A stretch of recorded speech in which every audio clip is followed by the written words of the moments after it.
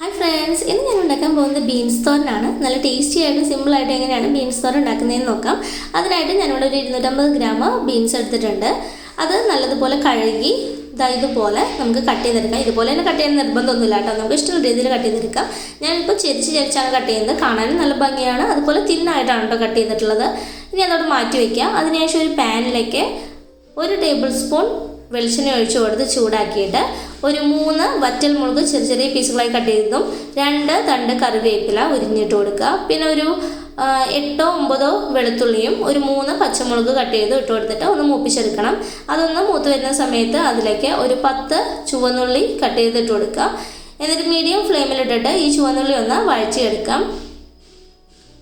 ചുവന്നുള്ളി നല്ലതുപോലെ ഒന്ന് ട്രാൻസ്പെറൻ്റ് ആയിട്ട് ഇങ്ങനെ വഴന്നു വരുന്ന നേരത്ത് തീ ലോ ഫ്ലെയിമിലേക്ക് മാറ്റി അതിലേക്ക് ഒരു 1/2 ടീസ്പൂൺ മഞ്ഞൾപ്പൊടി, 1 ടീസ്പൂൺ മുളക് പൊടി ഇത്രയും ഇട്ട് കൊടുത്ത് നല്ലതുപോലെ ഒന്ന് മൂപ്പിച്ചെടുക്കണം. ലോ ഫ്ലെയിമിൽ ഇട്ടിട്ട് വേണം പൊടികൾ മൂപ്പിച്ചെടുക്കാനായിട്ട്, അല്ലാന്നുണ്ടെങ്കിൽ പെട്ടെന്ന് അത് കരിഞ്ഞു പോകട്ടോ.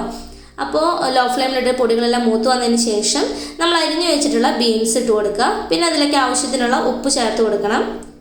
പിന്നെ വേണ്ടത് ഒരു 1/4 കപ്പ് വെള്ളമാണ്. അപ്പോൾ ആ 1/4 കപ്പ് വെള്ളം കൂടി ചേർത്ത് കൊടുത്ത് നല്ലതുപോലെ ഒന്ന് ഇളക്കി യോജിപ്പിച്ച് കൊടുക്കുക. ആ ഉള്ളിയുടെ മസാലയും ബീൻസൊക്കെ നന്നായിട്ട് യോജിക്കുന്ന വിധത്തിലൊന്ന് ഇളക്കി യോജിപ്പിച്ച് കൊടുക്കണം. ഇപ്പോൾ കണ്ടോ, അതിൽ അത്യാവശ്യം വെള്ളമൊക്കെ ഉണ്ട്. ഇനി നമുക്ക് നല്ലതുപോലെ മിക്സ് ചെയ്തെടുത്തതിന് ശേഷം ഒരു മൂടി വെച്ച് അടച്ചിട്ട് 10 മിനിറ്റ് മീഡിയം ഫ്ലെയിമിൽ നമുക്കിതൊന്ന് കുക്ക് ചെയ്തെടുക്കാം. അപ്പോഴേക്കും നമ്മുടെ ബീൻസൊക്കെ നന്നായിട്ട് വെന്ത് വെള്ളമൊക്കെ വറ്റി വരും.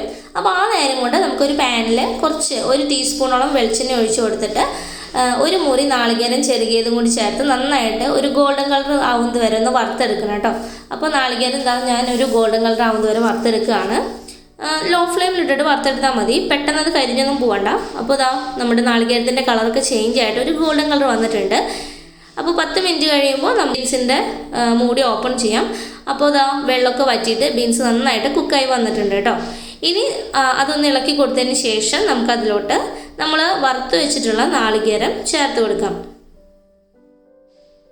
അപ്പോൾ ആ നാളികേരത്തിന് മൊരിച്ചിൽ അങ്ങനെ പൂവൊന്നുമില്ല, നല്ല രസമായിട്ട് കിട്ടും കേട്ടോ നമുക്ക് തോരൻ. അപ്പോൾ നാളികേരം ചേർത്ത് കൊടുത്തു. എന്നിട്ട് നന്നായിട്ടൊന്ന് ഇളക്കി യോജിപ്പിച്ച് ഒരു 2 മിനിറ്റ് കൂടി ഒന്ന് ചൂടാക്കി എടുത്തു കഴിഞ്ഞാൽ നമ്മുടെ നല്ല ടേസ്റ്റി ആയിട്ടുള്ള ബീൻസ് തോരൻ റെഡിയായി കിട്ടും. അപ്പോൾ ഈ സമയത്ത് നമുക്ക് ടേസ്റ്റ് നോക്കി ഉപ്പ് കുറവുണ്ടെന്ന് തോന്നുകയാണെന്നുണ്ടെങ്കിൽ ഉപ്പ് ചേർത്ത് കൊടുക്കാം കേട്ടോ. അപ്പോൾ ഇത്രയേ ഉള്ളൂ, നല്ല ടേസ്റ്റി ആയിട്ടുള്ള ബീൻസ് തോരൻ ഇവിടെ റെഡിയായി. എല്ലാവരും ഒന്ന് ട്രൈ ചെയ്ത് നോക്കുക. നിങ്ങൾക്ക് വീഡിയോ ഇഷ്ടമാവുകയാണെന്നുണ്ടെങ്കിൽ ലൈക്ക് ചെയ്യാനും ഷെയർ ചെയ്യാനും കമൻറ്റ് ചെയ്യാനും മറക്കരുത് കേട്ടോ. അതുപോലെ എൻ്റെ ചാനൽ സബ്സ്ക്രൈബ് ചെയ്യാത്തവരാണെന്നുണ്ടെങ്കിൽ ഒന്ന് സബ്സ്ക്രൈബ് ചെയ്ത് സപ്പോർട്ട് ചെയ്യണേ. Thanks for watching.